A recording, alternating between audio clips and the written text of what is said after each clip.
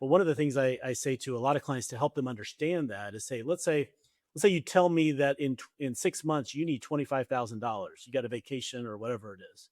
Well, I'm not going to put that money in Bitcoin, right? I'm not going to put it in the market because of the volatility, but I'm also not going to put it in a 12-month CD. There's no volatility with a 12-month CD, but it's not accessible, it's not liquid, it's not functional. I can't wait to introduce you to Knowing Me, Knowing You, the Know Me podcast where the future of financial advice starts with discovery. We're bringing you candid conversations with top industry leaders, innovators, and behavioral finance experts, exploring how wealth managers can deepen client relationships, personalize advice at scale, and drive real business growth. Because clients don't just want financial plans, they want to feel understood. They want to be known. Stay tuned, subscribe, and get ready to transform the way you connect with clients. Know Me, transforming discovery into growth.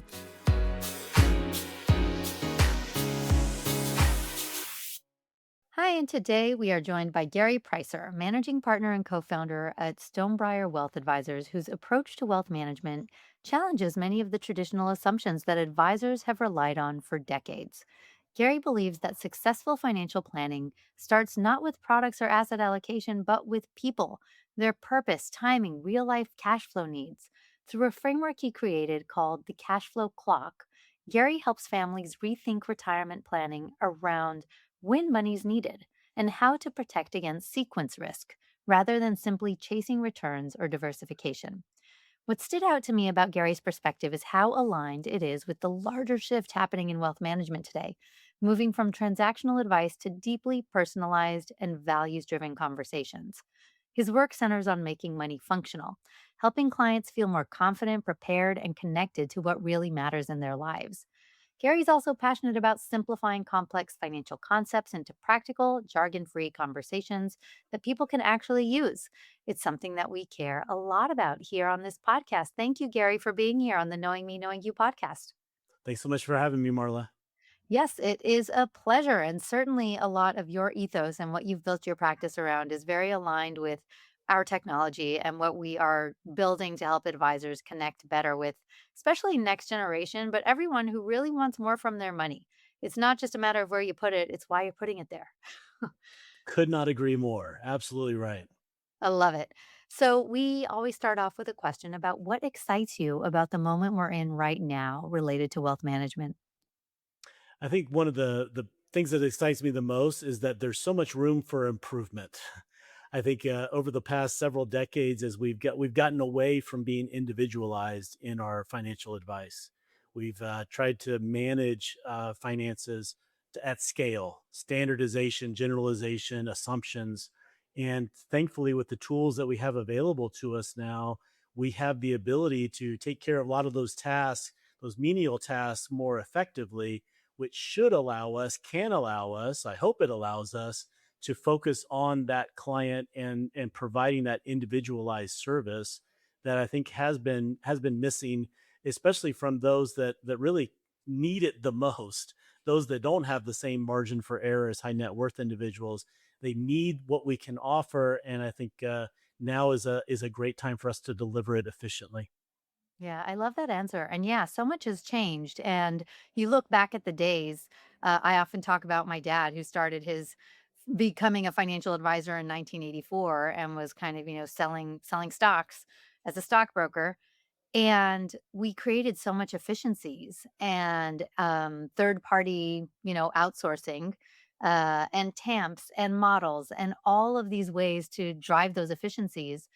And I think we are in like a correction phase. Right. And I think you're right. The opportunity is that, yeah, there were some great efficiencies gained, and there were also some things lost. We lost kind of that deep Absolutely. connection. Yeah, I I love can that. I completely agree.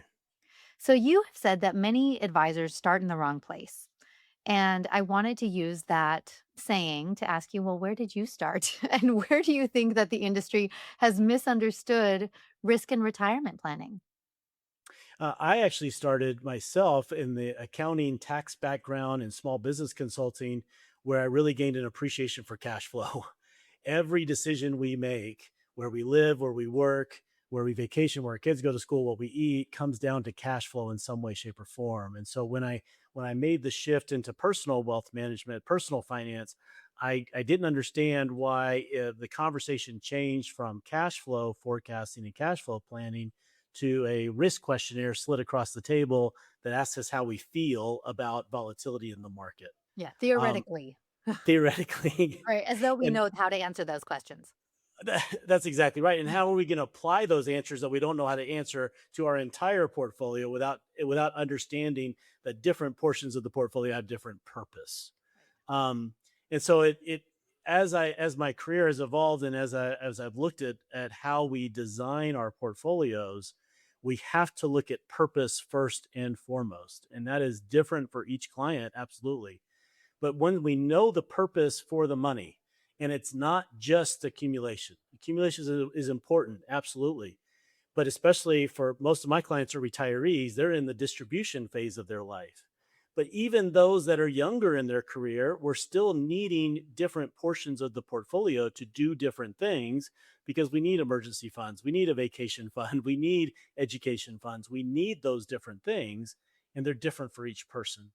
And so once we understand the purpose, then it's very clear what the timing of when those assets are actually going to be utilized. Assets are not trophies to just look at and admire. They are tools that need to be utilized. That is where the value comes from.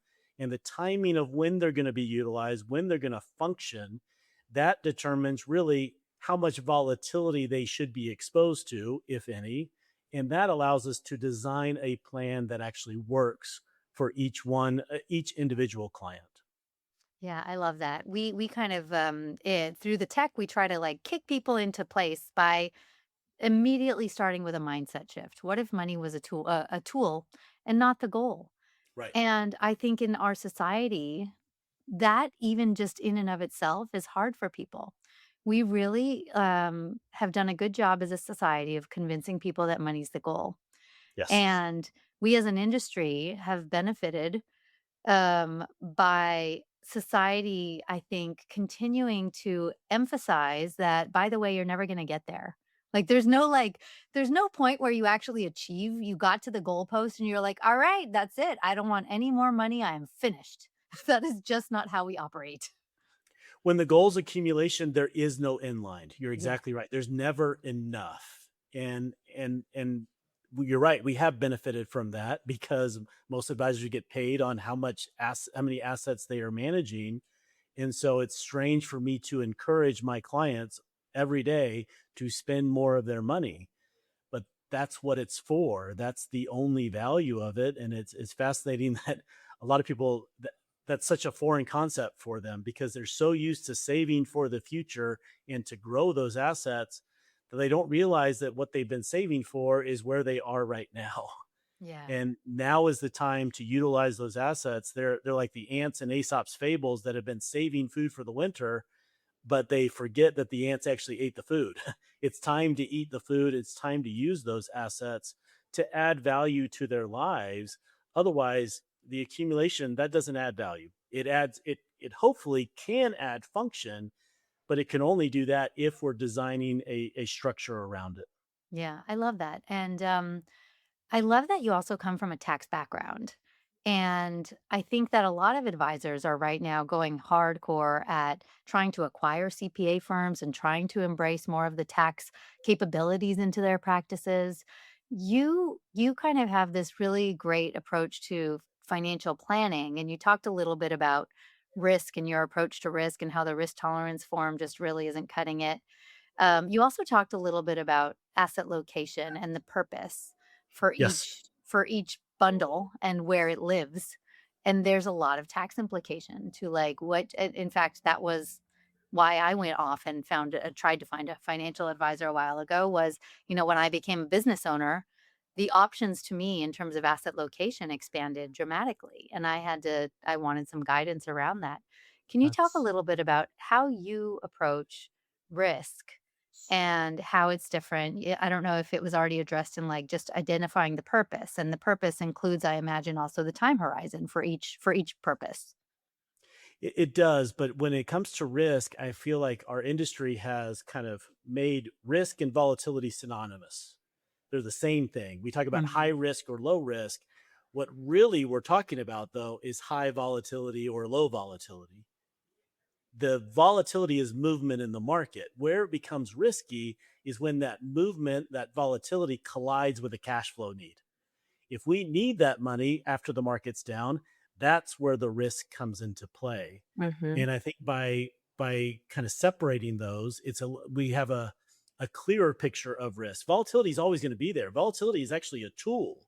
It's an opportunity for us, but we can avoid risk, or we can at least mitigate the impact of risk through design.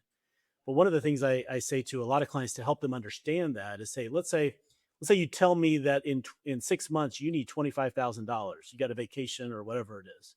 Well, I'm not going to put that money in Bitcoin, right? I'm not going to put it in the market because of the volatility, but I'm also not going to put it in a 12-month CD. There's no volatility with a 12-month CD, but it's not accessible, it's not liquid, it's not functional. So by understanding how volatility has a role in our plan and how we can design a plan to avoid or prevent that volatility from becoming risk to that particular client, that makes a world of difference because it provides a lot of peace of mind and allows our clients to have a better chance of making more rational decisions. Let's put it that way. Yeah, I love that. And super clear and understandable. I really love how you just kind of explained volatility to everyone who's listening in a way that they can then take this away and talk to five more people about the difference between Yes, risk and please. volatility. You created the cash flow clock framework and you've written a lot about it. Talk to us a little bit about what inspired the cash flow clock, what it is, what problem you were solving, and what value does it create for your clients? So it really came from my experience with small business consulting and understanding that everything has to do with cash flow. It doesn't matter how good of an idea you have as a business owner, you understand this. If your cash runs out, then it's over. So we have to manage to cash flow. And I found that pie charts are static, allocations are static, and life doesn't work that way. Life doesn't work on averages, it doesn't work on percentages, it works through time. And so when we look at the assets that are going to be utilized, need to be utilized in the next 5 years, it's very clear to us that we should not be exposed to any volatility at all. We call that the lazy zone. So money that is money market, high yield savings account, maybe a CD, no volatility, but liquidity. Hmm. Now, it's lazy because it's not going to keep up with inflation long term, but I don't care about inflation long term for money that I'm going to spend in the short term. Liquidity is the goal. If we go out even to 10 years, I still don't feel comfortable having exposure to liquidity. And yes, this includes bonds. Bonds are exposed to volatility. Sorry, I said exposure to liquidity. I mean exposure to volatility. We still want liquidity, but not the volatility. So this money, the only difference between the 6 to 10, which is the safe zone, and the lazy zone, is that we're getting a little bit higher rate of return. If we're getting 3 to 4% in lazy, we should be getting 5 to 6 in safe to at least keep up with inflation for a longer period of time.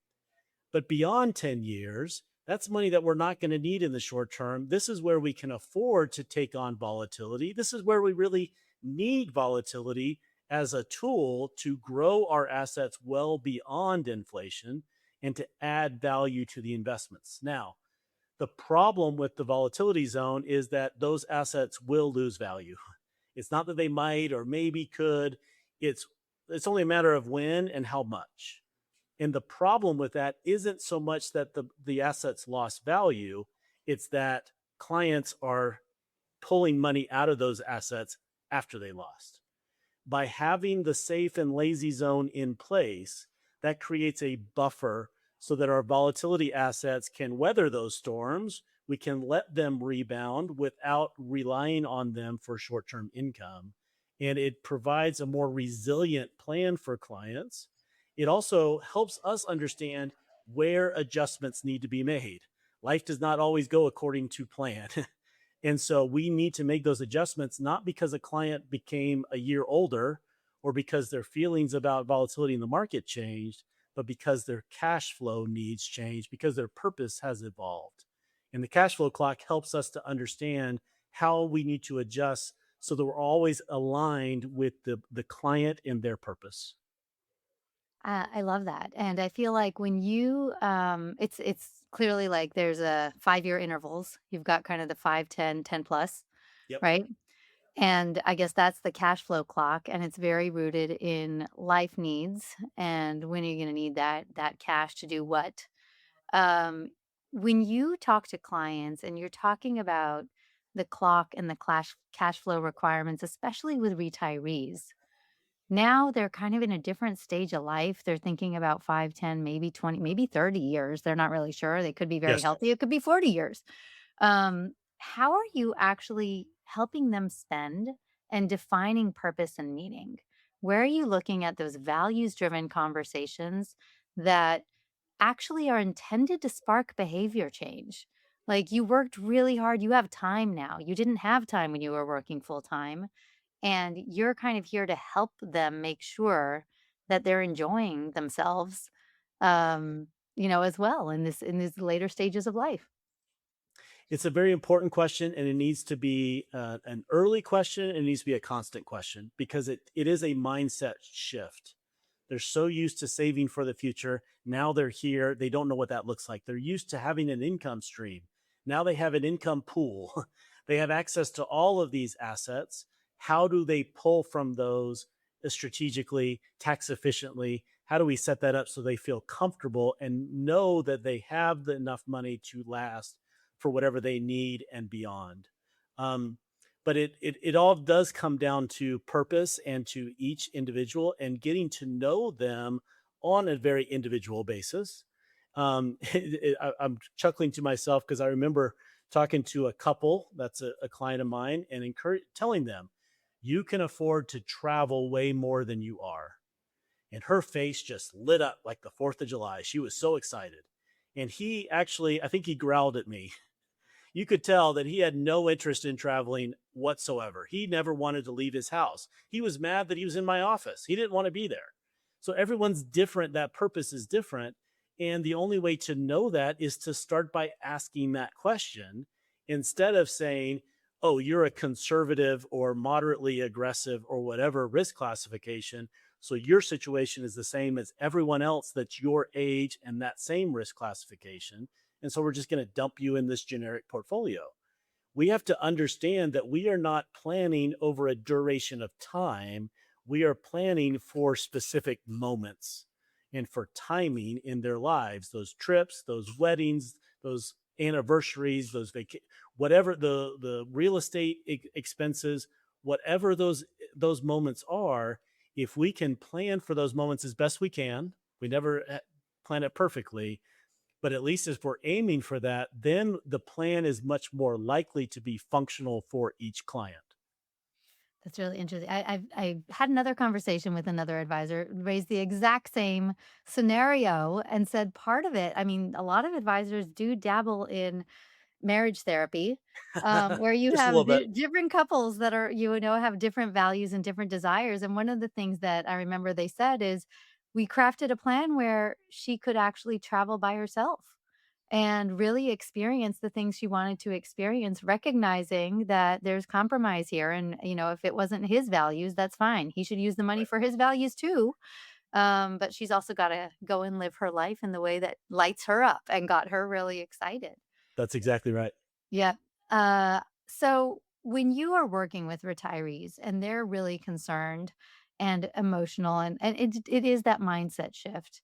Um, I think part of it is thinking of themselves as I'm not working anymore. Mhm. And they sometimes lose this sense of purpose and they might want to get more involved in things that are just different definitions of work, that are maybe gig work, volunteer work, philanthropy, family related work, caretaking. All of those things are also different types of work. How are you helping with your retiree clients and emotional grounding, especially during volatility and as they're redefining their identities, themselves, their money, their relationship with money? I think part of it is having them consider what they're retiring to.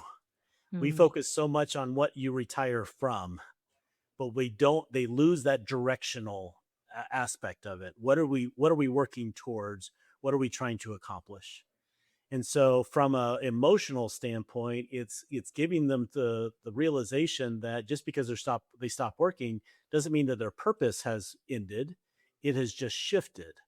Now they can actually choose the purpose that they want to have, and some people are lucky enough where their job is exactly what they would choose to do anyway, and those people never retire, and I get that and I appreciate that. But for those that did the job because they needed to do the job, now it's an opportunity to look at life differently and figure out what is that purpose. Now, in order to be able to fulfill that purpose, their financial plan has to support that. And I think so often we look at it backwards and we tell people, based on these assets and based on the 4% rule and based on an average rate of return, you can afford to do these things if you live this long. Instead of saying, what do you want to do? What's important to you? When do you want to do that? Let's figure out how to put these assets together into a plan that supports you instead of the other way around. And by doing so, by help giving them that permission and giving them that support from a financial standpoint, it doesn't make it easy necessarily, but I think it makes it easier for them to open up and see the opportunities to that they still have purpose. They can fulfill that purpose and live the dream retirement that they've always wanted, um, that they never thought they could have. Yeah, so you've just evidenced how articulate you are at providing jargon-free communication, and how important that is. It sounds very well practiced. I think you did a great job of carving out all of the jargon and making it very clear and understandable. Why is that important? Why is it so important to be simple and easy so clients can actually hear the words you're trying to tell them? Because it's their money. And I think sometimes we forget that. We Amen. as a I love that statement. We should say that one again. Hey guys, everyone listening, it's their money. We it's forget that as an industry. it absolutely is. We talked about this a little bit, that the industry as a whole tends to say something along the lines of trust me with your money, but don't pay attention to what I'm doing because this is too complicated for you to understand. And the reality is, these concepts that we talk about on the tax side, we want to defer tax at higher rates and pay tax at lower rates. That's not complicated, that's simple. Now, the application of those concepts can be very nuanced, let's say. It requires attention to detail. There's a need for us to support that client in their goals and in their purpose. And I think, unfortunately, in the industry, I think we got a bit of an insecurity problem where we feel like if we allow clients to see and understand what we're doing and why, that they won't need us anymore. I think the opposite is actually true, because by helping clients understand that there are trade offs in every decision that we make, I think we are actually developing or creating a more resilient relationship with those clients because they understand that the market doesn't always go up and there's trade-offs in those decisions that we're making. But the other key is that it not only is it their money, they should be involved, but they should also be accountable for it. I think too many clients put the blinders on, they put their head in the sand, and they look for someone to blame. Well, so and so did this to me. Instead of taking accountability and responsibility for their own money, they've earned it, but they also need to be stewards of it. And I think Mhm. that's a concept that we talk a lot about with our clients. I don't need you to understand the Sharpe ratio for every investment in your portfolio, but I do need you to understand that a portion of your portfolio has higher volatility than because it's long term, as opposed to the money you're using in the short term has zero volatility and is the focus is liquidity. If we put it in those terms, if they understand those concepts, then I think our conversations and our ability to evolve the plan and fine tune it as we go is going to be so much more effective. And it's going to I think it makes everything more meaningful to the client as well. They feel like they're part of the process instead of being kind of a victim or a bystander of it.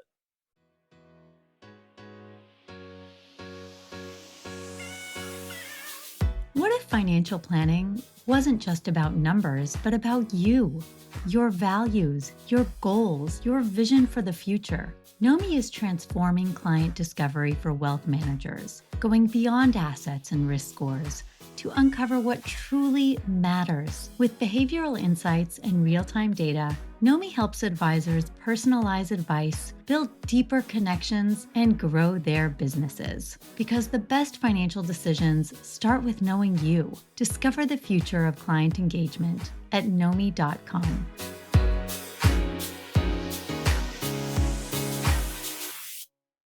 And do you find that that clients sometimes struggle with not even the volatility component of their being a steward, but also just maybe they don't know how to articulate their goals. They don't know how to tell you what their money is for. They don't know to tell you like, gosh, I really don't know if I want to travel or buy a second house or move in with my kids or have them move in with me or pay for my grandchildren's, graduate school education. They just kind of have no idea. How do you approach helping them have an idea? They don't have an idea because the focus is always what's your number and getting to that point. And then having assets, saving assets for retirement is very important. But what's much more important is what is your income versus your expenses. A 65-year-old with $6,000 of income from Social Security and a pension and only $4,000 of expenses, they're in a very different situation than someone with those those income and expenses reversed, right? And the way that we manage it should be very different, but it's not because everything is treated exactly the same because they're both moderately conservative. What we need to do is give those clients an opportunity to look at things differently, to not look at themselves as a commodity, to look at the not look at themselves as one of a huge group, but look as at themselves as one of one. They are unique. Their purpose is unique. Their needs are unique, and the whole purpose of having these assets is for them to be used and to be utilized.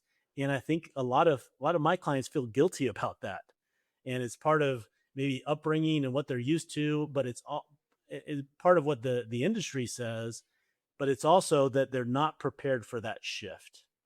And so this is one of the reasons why we focus on retirees, because it is different planning, it's different type of communication. It's helping them understand and feel comfortable, feeling stable in their plan. And I think that's one of the greatest benefits of the cash flow clock. At any point in time in any conversation, no matter what's happening in the market, can always point to their portfolio and show, hey, for the next 10 years, this volatility is just noise. It's not affecting you on a day to day basis. You can still travel, you can still volunteer, you can still do whatever you want to do to fulfill your purpose. Your financial plan is here to support you. So I'm going to restate two things that you said, and you can say, no, you got it all wrong, Marla, or you could Okay. agree. So the last question I wanted to ask you before our final question is where advisors have their biggest blind spots. And two things that you've already said, and you answered it in the last question, is that advisors might be suffering from their own scarcity mindset. And they may be feeling like, if I give the client all of this empowerment, and I make them feel like they're the boss, then what is my real value and how am I continuing to charge this 1%? And I Yes. think your point was you're hurting yourselves, guys. That's not serving your purpose. They should be empowered. They should feel like they're the boss, and you should be there to actually be their proxy. And then the second thing you said, and this one I'm going to warp a bit more, is that the industry has really kind of created a lot of one-stop solutioning, and I will go further and say, do you feel clients may have a jadedness where I don't feel like I'm a snowflake and a unicorn where you're serving just me? I feel like, just like you said, you're serving me like somebody else who's nothing like me and happens to also have a moderate portfolio, risk profile. Yes. And so, do you feel like, number one, if you would agree with those two, and then what other blind spots would you point out that advisors have today? I would agree with both of those. I think you're very accurate in that, and I think that the expectations for clients have been they're out of whack with what they should demand for themselves, because they are so used to just being put in these target funds or the 60/40 stock bond split, or we're living our life based on the rule of 100, which has no relevance, or it's very little relevance to real life. And I think that they're accustomed to that, they're expecting that because they haven't been shown an alternative.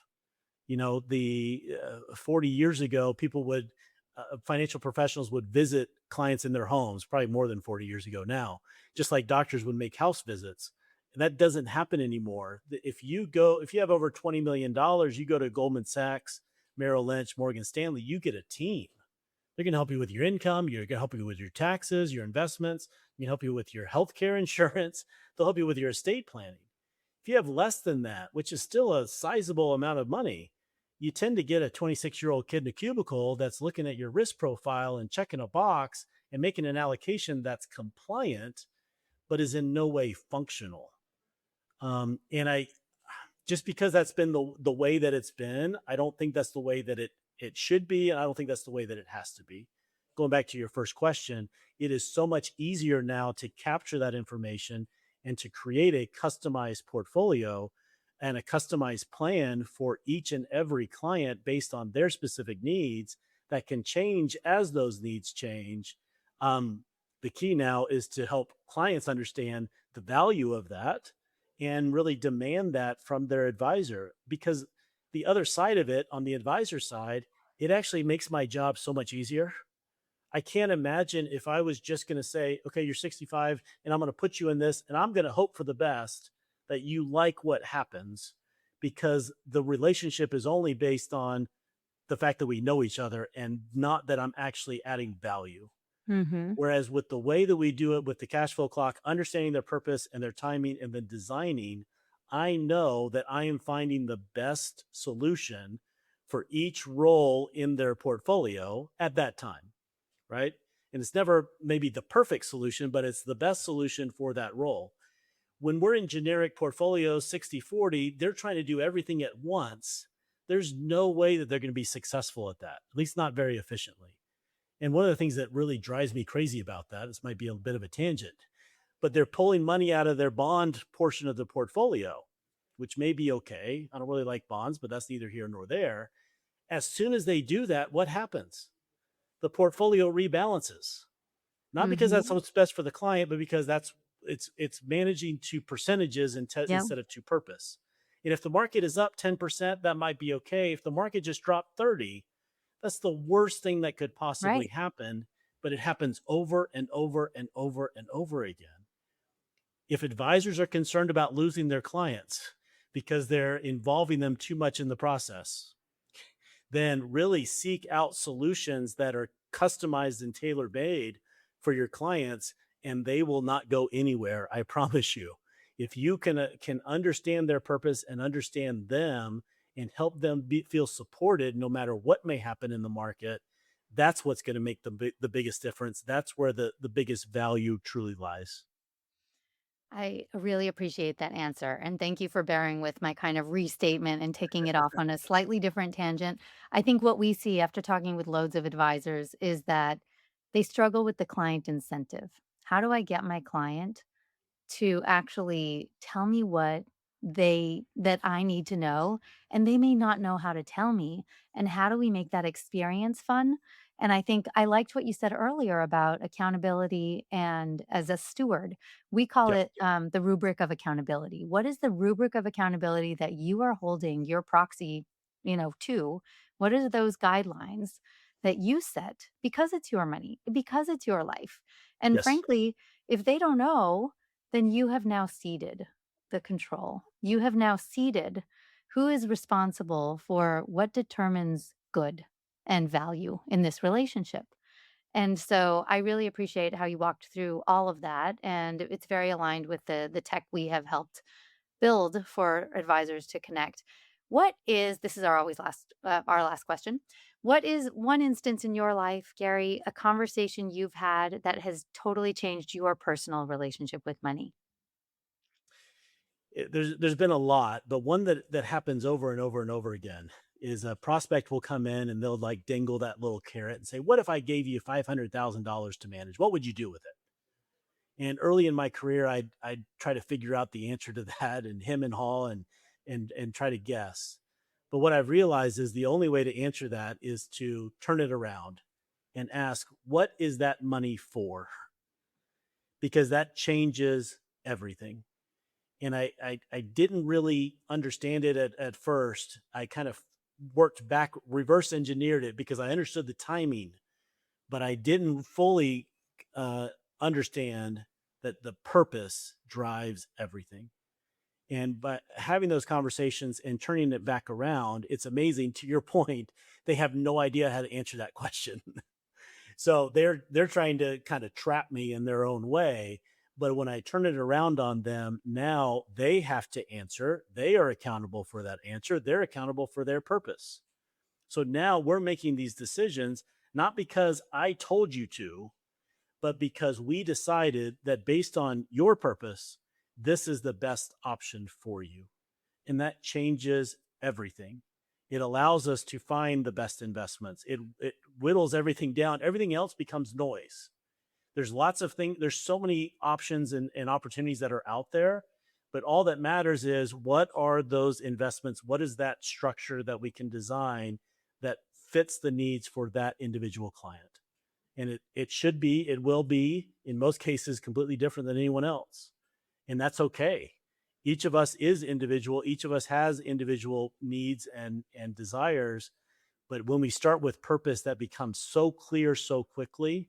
And it makes our job so much easier when we're designing to function instead of just designing to scale.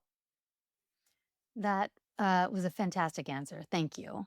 What you might not know, and what academia and research in behavioral finance has proven, is that not only are you kind of transferring that empowerment and that agency and really getting much closer to the close, but turning it around and getting them to talk about what they want is actually driving them through the sales funnel.